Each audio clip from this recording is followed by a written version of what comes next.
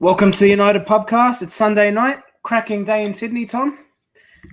It's time to start morning, brother. You got your beer? Yeah, it's the only way I can start this episode. That's it. Well, I'm actually going to throw mine on ice because, look, it's quite hot here and I've bought this fresh for this episode, so don't mind if I do.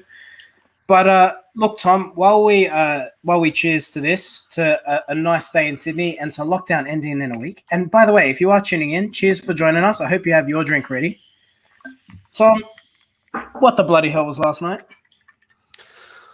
Well, I've tried to down these to forget about last night, but another 9:30 kickoff we weren't able to take advantage of. I don't know where to start because we all question the performance, and rightly so, in terms of the West Ham game, the Aston Villa game, and the Villarreal game. But when that Ronaldo winner goes in against Villarreal, you think, okay, there's a turning point. There's a little bit of confidence. And then such a big story around United in the game. It's almost sometimes more important, not more important, but it's bigger news than the actual game. The performance and result is that team selection an hour before kickoff. And an hour before kickoff, to see that rotation, and you can understand rotation, but a week before the international break, well, then I can't understand it. It was unbelievable decision by Solskjaer to, and look, we'll get into certain performances by individuals. Anthony Martial ended up scoring a goal. Yeah. But to drop Ronaldo, whether that's the right or wrong thing, I couldn't get my head around that team selection. And what we said, 2 or 3 weeks ago, not even that, a week ago, while we're both fully backing Ole Gunnar Solskjaer, we came to the conclusion that ultimately his team selection will cost him his job. And then when you see that team selection perform like that against Everton at home, it adds fuel to that fire. You know what? I've seen this a lot post-game. I've seen, the team selection was wrong. But can I put a differing case for you? I actually think United looked pretty good without being better football. Yeah, but we were having this chat in our group chat. I don't know if you saw it earlier. There's an argument to say, and look, right or wrong, I'm not saying it's right or wrong, but what do you make of the United actually look worse when Ronaldo's on the pitch? Now, hear me out here. He's obviously, when he started against Newcastle, looks really good, scores a positive goal, particularly the one with Shaw. And this isn't a criticism of Ronaldo in any case. I want to make that crystal clear. But I actually thought United in the first half, really positive football. I thought the way we were moving the ball, even with the McFred partnership, was fairly positive. And you felt we're in control of the game more times than not. So what do you make of the argument that actually Ronaldo impacts the way United play? And again, I want to make the point that I don't think that would necessarily be a criticism of Ronaldo. Maybe that's more a criticism of the coaching. But do you see a point in that? Oh, it's not an argument. That was my first point when we signed Ronaldo. We said, look, obviously pros, and we're so happy about it, and he's going to bring so much.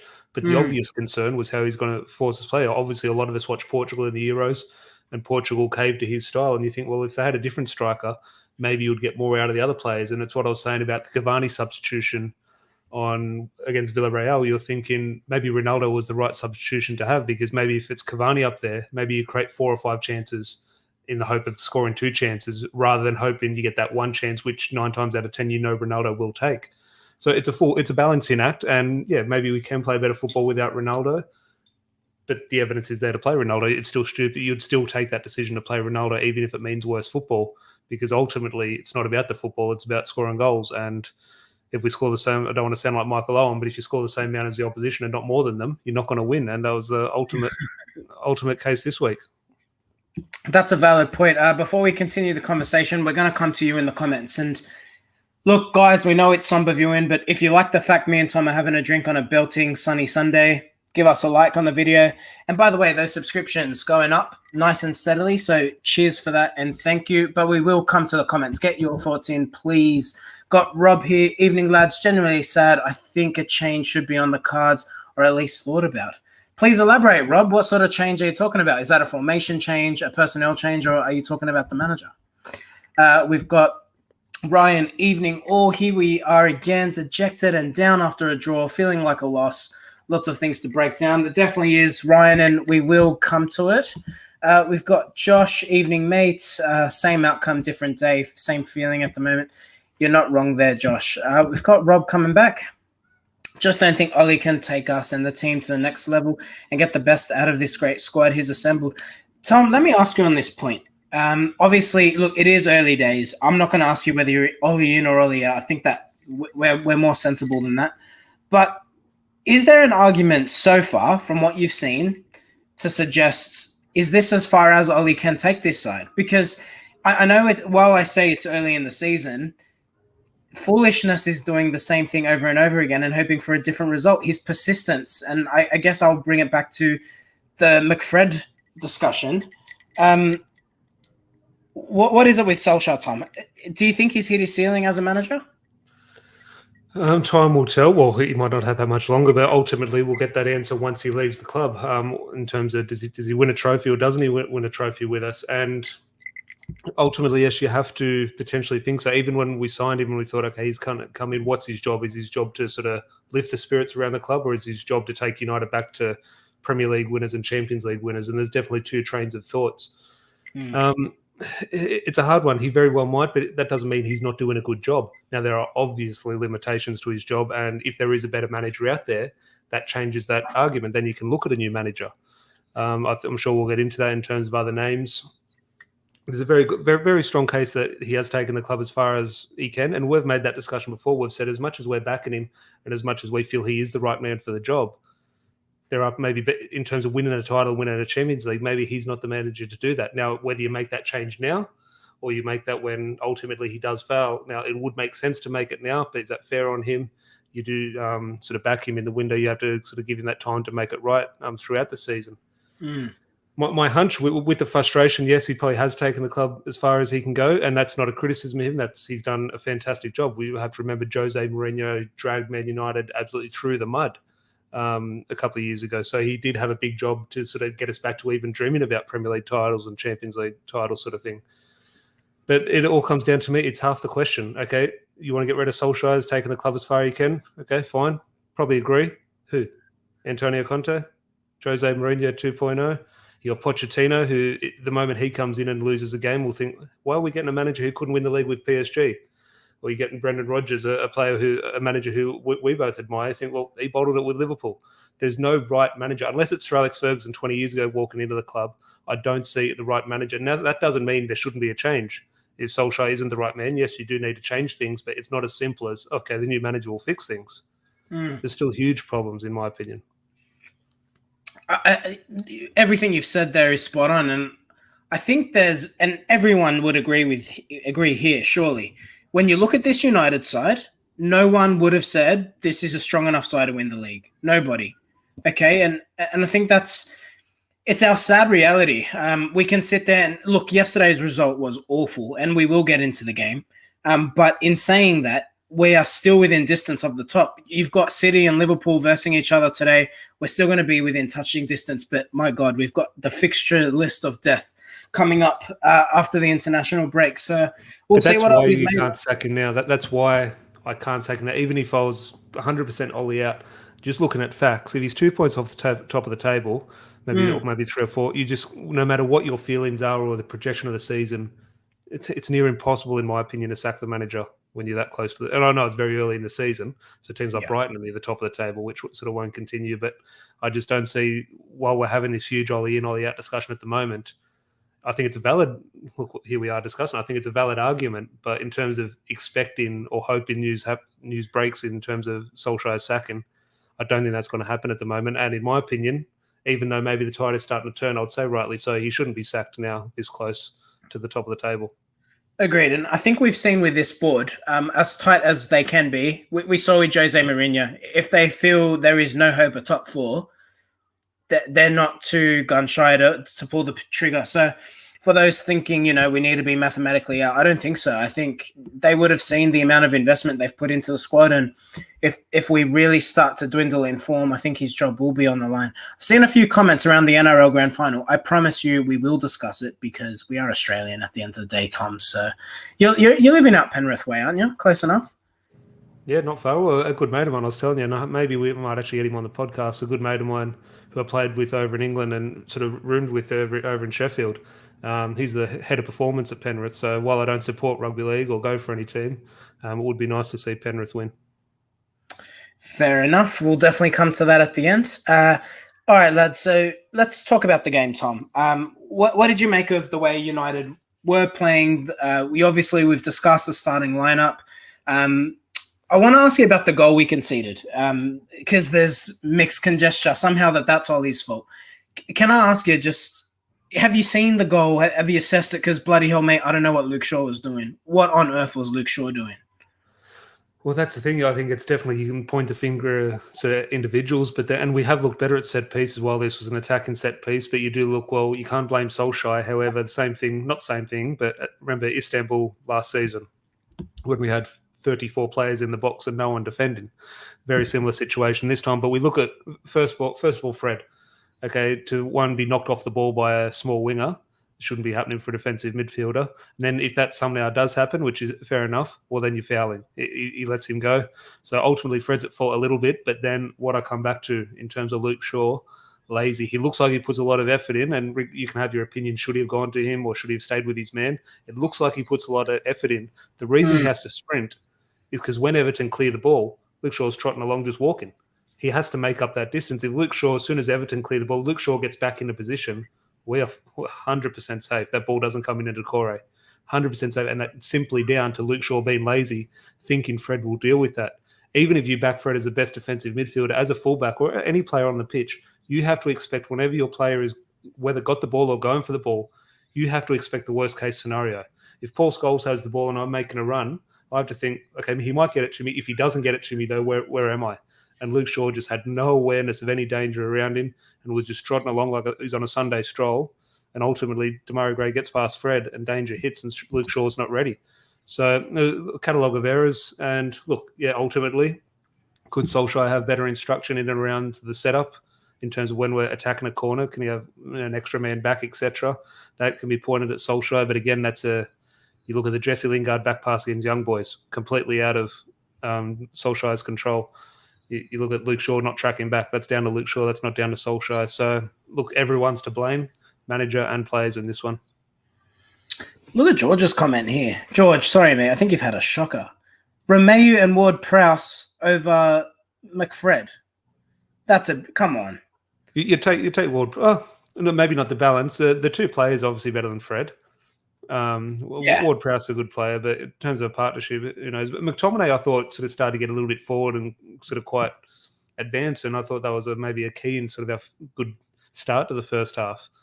But what do you make of this criticism of McTominay that he goes hiding? I think there's something in that. He's clearly not confident enough to get the ball deep. He just sort of stays in that 8 position. He's not willing to come deep. And I think that's the issue. This argument of, play him in the 6, he clearly doesn't like taking the ball off the defense. He either doesn't feel confident with his back to goal, or he just doesn't believe in himself to do it. You can look at it 2 different ways. You can say that he's hiding and yet he doesn't want to go in there and we can criticize him for that.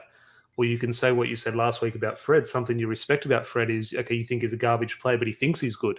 Now you could then make the case for McTominay thinking, well, I know I'm not good in there, so I'm not going to go get the ball there. Because if I do get the ball there, there's a chance I'll lose the ball. So you think Manchester United, mate, you can't be like that. But then that goes down to Solskjaer for picking him in that position. Let him bomb forward, let him play near the not as a 10 near the striker, but get him more advanced. Let someone else, let Nemanja Matic, who just lives and breathes getting the ball off the back four. That's what he does. That's his strength. But if you play McTominay and Fred and ask 2 players who aren't comfortable doing that to go and do it for you, ultimately you're going to be low on confidence. And the last thing a midfielder wants to do when you're low on confidence is to go and get the ball off the back four. Well, I've been there. It's a dreadful feeling because you're going to get the ball and you know what's behind you. You know a player's going to be pressing you. The last thing you want is the ball to feet, especially with some of our players like the way Wan-Bissaka. Like if you're right-footed, Wan-Bissaka, no doubt he'll find your left foot. If Luke Shaw's playing and you're right-footed, Luke Shaw will play your left foot. Like they have no intelligence in playing into midfield when you compare it to sort of the likes of Liverpool and City. So, yeah, that's definitely a criticism of McTominay in regards to hiding, but you can weigh it up and say, well, he's almost maybe doing the smart thing because if McTominay's picking the ball up off the back four, we're going to be losing the ball quite often there. It's a criticism of Ollie, mate, because he sits there, and this is the thing, this is the stick you can beat him with. Ollie said the other day, we don't have time for sulkers. When you get an opportunity, prove yourself. But we've got Fred and McTominay making mistake week after week, game after game. They continue to be picked. And the argument that, well, Donny's not good defensively, well, neither is Fred, clearly. So, like, you know what I mean? He picks and chooses. You can't have it both ways, Ollie. I think Sir Alex always made a very good point, which I agreed with. I was a captain sort of growing up and sort of in the senior football sort of thing. So I always looked at like Roy Keane and leadership and Sir Alex Ferguson. And Sir Alex used to always make the point saying a great sign of leadership or a great trait of leadership is to be able to make a decision and stick by it when the whole world disagrees with you and says it's the wrong decision, for you to stick by it and stick to your guns. And he said it's a real sign of leadership. So you can almost take it as a positive trait of Solskjaer sticking to his guns. But his stubbornness will ultimately cost him. It said, okay, you can do that to an extent, but when the evidence backs up sort of everyone, the 99%, it backs their sort of claims up, you do have to change things, and he's not changing things. So I can see his stubbornness being a potential positive in certain aspects of his management. And I don't want to lay this all on McFred, but it kind of does sort of fall at the feet of the manager, because Fred and McTominay trying their hardest. There's two things we can't question about them, but ultimately it comes down to quality. And George makes the point about James Ward-Prowse. Okay, he's not someone who'd walk into a midfield or the top four, but he's a better footballer than McTominay and Fred. No arguments for me.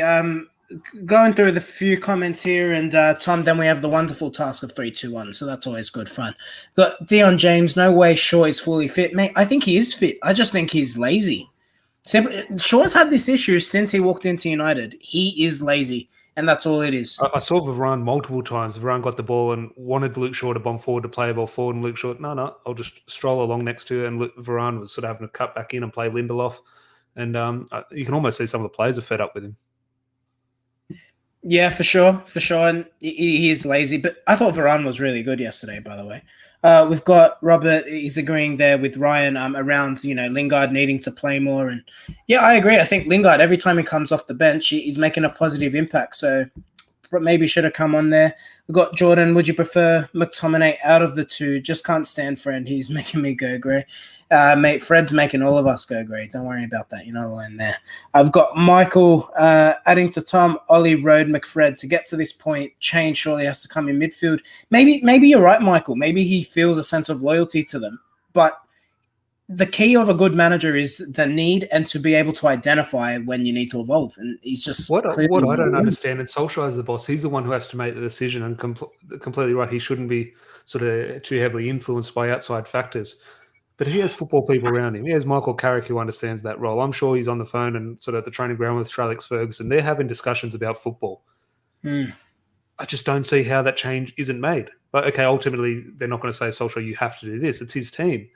But these are football people, and Solskjaer knows the game. I just don't see how the whole world, and there's a lot of football opinions I don't sort of value in terms of when you scroll through Twitter type thing. But even the people who you disagree with and you don't value their opinion, have got the same opinion on Fred and McTominay playing together than the experts. So it's clearly the wrong thing, especially at home. There are certain times why Solskjaer does trust them to play them together.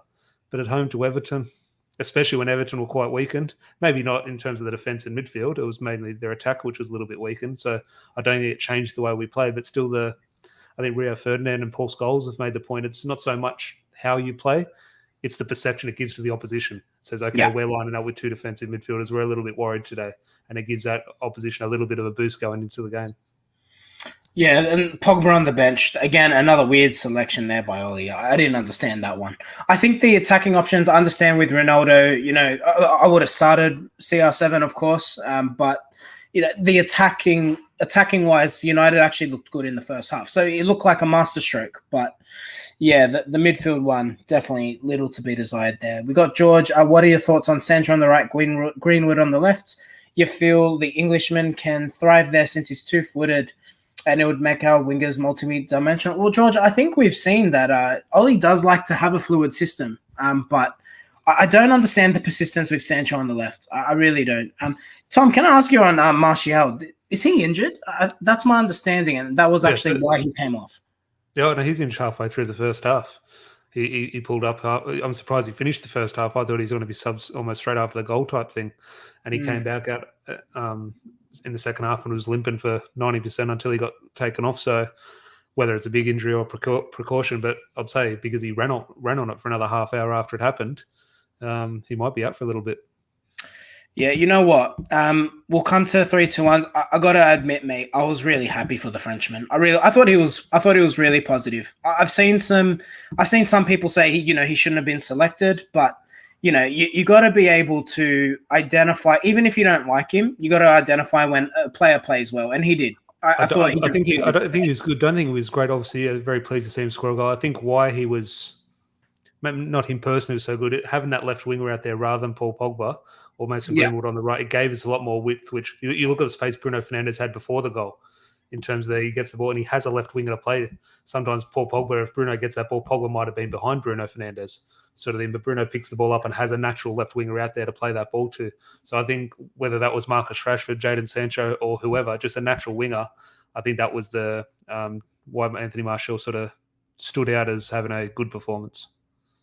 He kept the ball well. Got to admit that. I mean, if you look at... He played fine. It was a good performance. Yeah, but Tom, speaking of good performances, here's the fun task: 3-2-1s. So please do get your comments in because I'm really keen to see how this one pans out. Man of the match? I've got no one at the moment. I'm trying to think. As I said, the first half, I think, especially the first half hour, I think there were some good performances, especially as a team. I thought Bruno had a decent game. I think De Gea, again, a couple of very good saves, especially in the first half. So De Gea's How good is De Gea playing? Out of his skin. I looked at the rankings that we're doing, all the points, and De Gea is running away with the award already. So if he gets 3 points here, you could almost close the voting. But I thought Varane had a decent game. Wan-Bissaka in the first half I thought was very good. Sort of faded away in the second. Touch, though? Jeez. I don't know why I noticed it yesterday for some reason, but it just bobbles every time he gets it. He doesn't have a great touch. I think his touch looks a lot worse than it is because of how he looks. I think if you look at the effectiveness of how he plays, he's starting to improve and getting a little bit better, but he does look very awkward, which does make his touch look a lot worse. In terms of 3 points as well, I don't know. As bad as Fred and McTominay were, for what they do, for how they do play, I thought they were good for their level. And obviously I expect a little bit more of McTominay when he's going forward, but in that sort of sit-in too, well, they were kind of subpar in terms of Man United standards. By their standards, I thought they were fine. Then you look at the front, I thought Jadon Sancho made a difference when he came on. I thought he was good. Again, sort of no real productivity, but you can't really blame him for that. He can only sort of give the ball to his teammates, and it's up to the teammates to do something with it. So I don't know. Here's some comments in the live chat. I'll be maybe leaning towards De Gea or Wan-Bissaka, maybe. But yeah, again, that's a stretch. I'm scraping the bottom of the barrel here. I thought Varane was boss. I thought Varane was really good. There was an opportunity in the first half. I'm trying to recall who it was. Varane got back, and he had no right to. I don't know if I think it was. No, it wasn't Mina. I can't recall who it was. Maybe Rondon. Anyway, someone was. Yeah. But there was an opportunity where you thought the striker was going to have a shot. He took his sweet time, and Varane got back and made a brilliant save. And I actually think, mate, I would hate to think where we would be. I'm happy it's Maguire that's out, not Varane. Put it that way. I think he makes us so solid. All the goals we're conceding better. While we're conceding goals, and this stat come out, I think it's like 18 games or something. We haven't kept a clean sheet or something crazy like that. But I feel we're kind of defending better. We are giving up a few chances here or there, but they're down to sort of individual mistakes. It's on the counter, isn't it? Yeah, they're not sort of something you think, okay, we've got a huge problem with our back four. I think it's someone like playing the ball out and losing the ball. I don't think there's a real system issue with defending. Lindelof had a good game. Lindelof had a really good game against Demarai Gray. He went at him a fair bit, clearly, and I thought Lindelof did well. But in saying that, I thought Demarai Gray had one of Everton's better players. He was very direct, very good, and obviously he creates their goal. So difficult one. Look, I'm with you, mate. I'm feeling someone in the defense. Let's see what the comments are before we lean into it. We've got Josh, 3 for Wan-Bissaka, 2 for De Gea, 1 for Bruno. I'll come to Bruno after the 3-2-1s. Tom, I'm going to ask you a question on Bruno. So please stay tuned for that one. We got Josh saying, thought Martial was much better, but still way off. I think he was playing a bit safe, Josh. I think after the goal, you saw he looked more positive. He suddenly had a shot again, and he was more willing to get it play. It's funny, like a goal can just change a player's confidence. And Tom, you know that better than anyone. We've got Michael agreeing that Lindelof did well 1v1. We've got Trev here, 3 for De Gea, 2 for Varane, 1 for Bruno. A lot of Bruno love. I got to admit, I'm not with you, lads. But look, everyone to their opinion. Fair enough. Tom, I thought Bruno was good. Definitely not for 3 points, but I thought he made things happen. And look, he's one of those players who's always going to be frustrated. And when you don't win the game, that frustration is sort of highlighted. But as a performance, you just look at that touch. I know we discussed it, and okay, ultimately it doesn't lead to a win. That touch, it simply cannot do that again. To control that ball with the sort of laces as the ball's coming outside on the right-hand side of you. look, I'm not giving him points for a touch, but he ultimately got the assist. But yeah, I would be looking at the back. De Gea's name there a few times, which, again, okay, last line of defense, obviously, if he's not there, the ball does roll in to the back of the net, but ultimately he does make sort of, and at the end of the day, match-winning saves. So maybe I would be leaning towards De Gea. I think you've convinced me. De Gea for 3. 2 points. Look, I thought I agree with you. I thought Wan-Bissaka was quite solid in the first half. I think with what's left, I'm going between Varane and Wan-Bissaka, but I also understand the argument for Bruno given the assist and bloody hell. Look, I actually didn't think Bruno played all that well, but that assist was out of this world. So please help me. I would be leaning towards Wan-Bissaka then Varane. Because, again, I thought Varane was very good, did his job. And we do look a hell of a lot safer defending set pieces because we do concede a few corners and free kicks in dangerous positions. And no longer am I sitting there going, oh, God, where's this going to bounce? Who's going to try and get their head on this? Nine times out of 10, Varane gets his head to it. And you have to just sort of applaud that because he's been fantastic. While maybe the clean sheets don't back him up on paper, I think he's been brilliant since he's come in.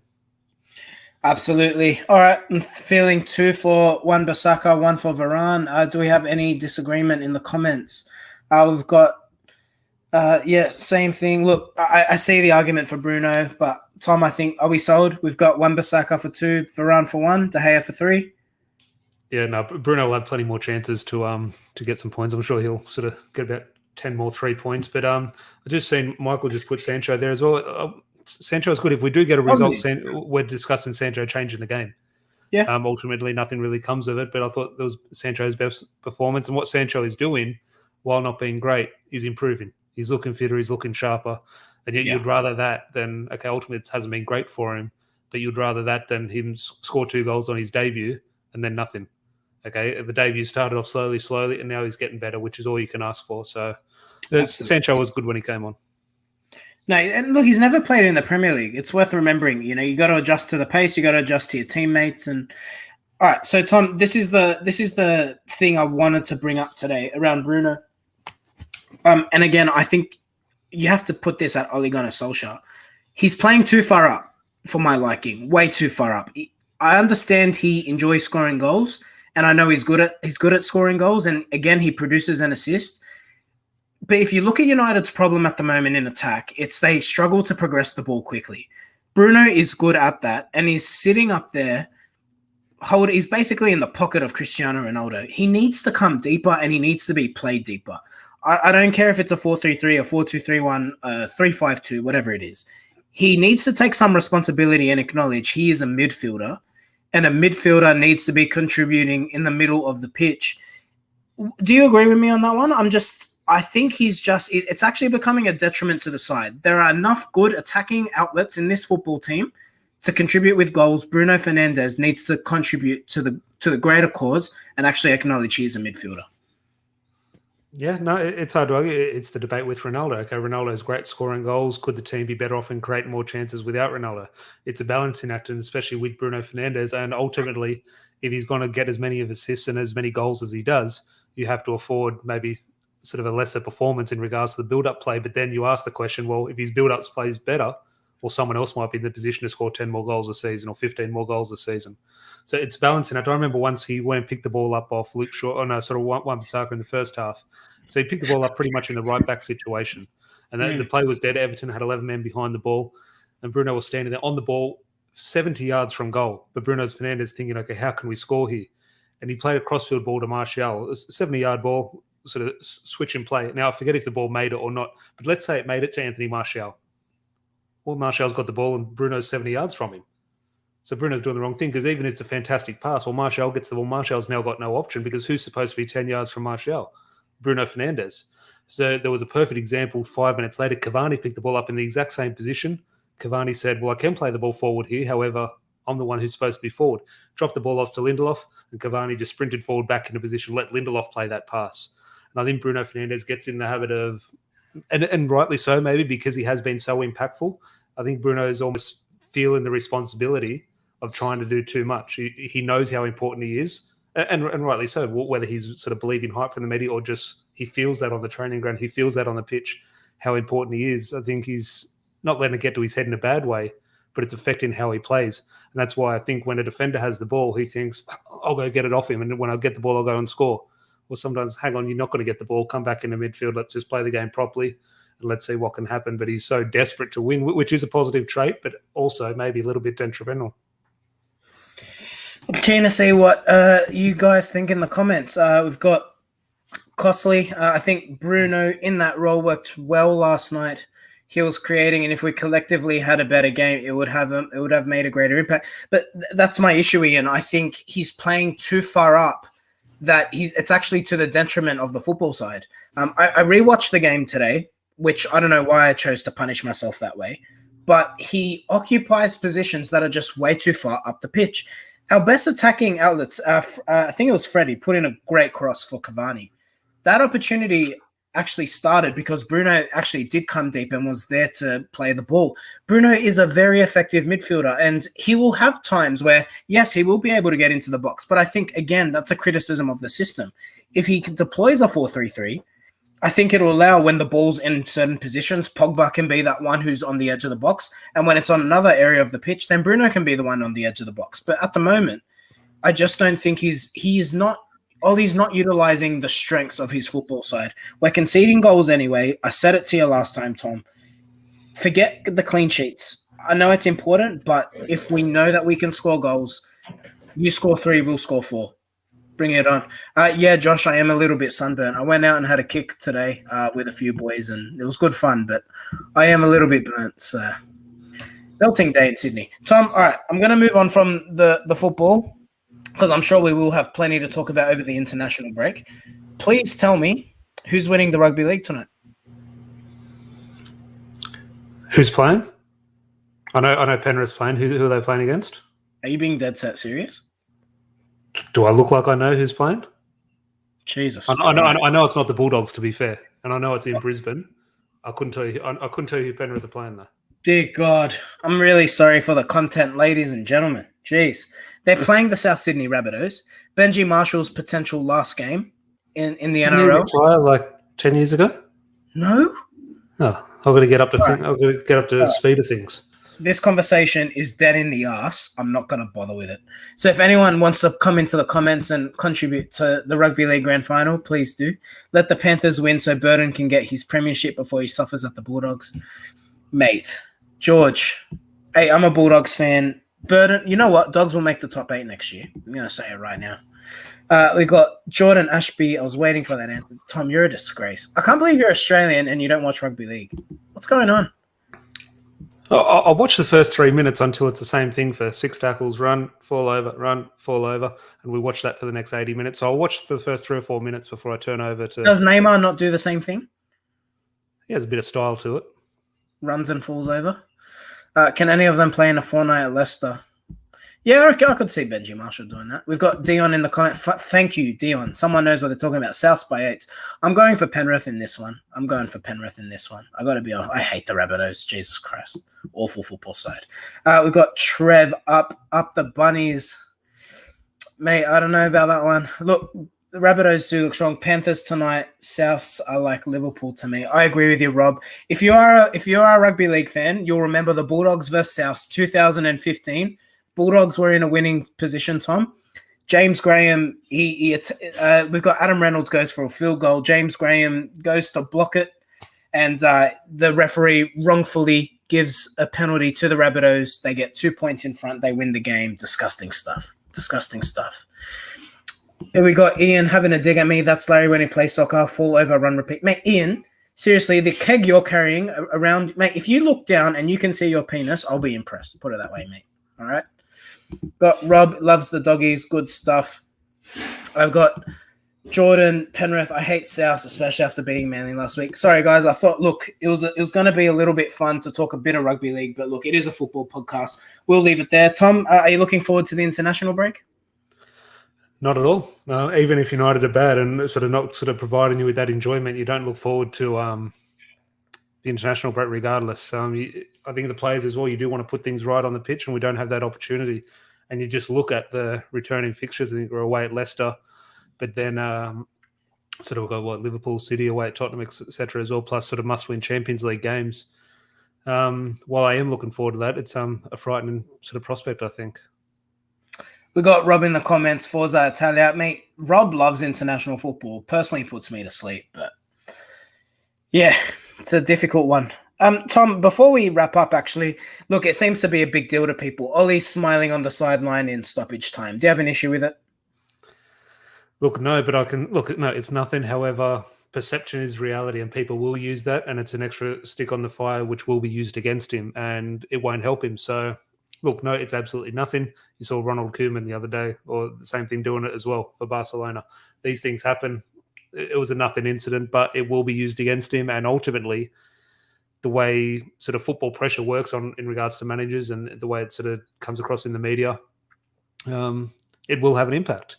Because it's not just the first time. I've seen the exact same thing with Klopp and Pep Guardiola, Frank Lampard, Mikel Arteta, who's the Southampton manager. Southampton manager was laughing his head off at 3-1 down against at Chelsea. So it's one of those things that will be used against him, wrongly so, but if it is used against him at the end of the day, it will have an impact, and fans will cling to anything they can to beat him with, and unfortunately, perception is reality. Is Mino Raiola going to make a comment this international break? He hasn't already. I'll scroll through Twitter. I'm positive he has already. I'm sure. It's a shoe-in, mate. I think we'll wrap it up there. Cheers for tuning in. If you haven't subscribed, do subscribe and like the video. And look, I know it's a little bit depressing, but I hope we've tried to bring you some Sunday positivity. Tom, you liking my sunburn look? Am I really that red? I don't feel like I am, to be honest. No, I just asking myself the question, did you finish that drink or not that you poured yourself halfway? A little bit left, yeah. Did you finish yours? Gone. Oh, that's Tom, always finishing quickly and early. All right, lads, we'll leave it there. Pleasure as always. We'll catch you during the week, Tom. I'm sure there'll be transfer rumors, always pop up this time of year. And I hope everyone enjoys the grand final tonight. Cheers. Yeah, will do. Cheers.